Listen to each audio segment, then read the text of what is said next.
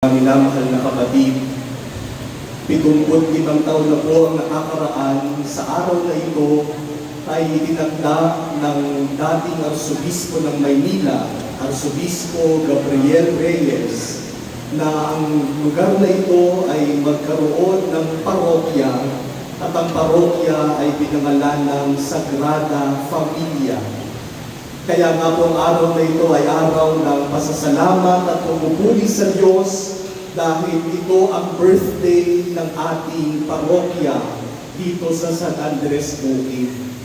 At nais ko pong ipaabot ang unang-una ang paumanhin ng ating minamahal na Arsobispo, ang kanyang kabutihan, Cardinal Jose Advincula. Alam ko po na inaasahan ninyong makapilit siya ngayong gabing ito para sa espesyal na pagdiriwang na ito. Kaya lang po yung kanya pong flight mula sa Bacolod ay na-delay. Nandun po siya kaninang umaga para dumalo sa pagtatalaga ng bagong obispo ng Bacolod.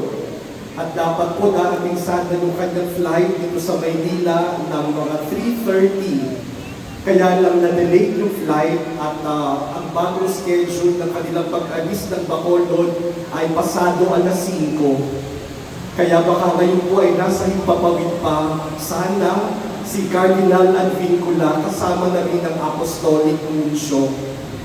Kaya sabi ko po kay Cardinal, kung aabot pa kayo sa misa, humabol po kayo. Isama nyo na ang Nuncio. Baka mamaya narito silang dalawa kung umabot yung kanilang flight. At pangalawa po, nais ko ipaabot sa inyo ang pagbati ni Cardinal Advincula sa isang napakahalagang milestone na ito ng inyong parokya. Kaya sa ngalan po ni Cardinal Advincula, ganun din po lahat ng mga pari, mga consecrated persons sa Archdiocese of Manila, ay binabati ko po ang buong komunidad ng parokya ng Sagrada Familia dito sa San Andres Bukid ng isang happy 75th anniversary.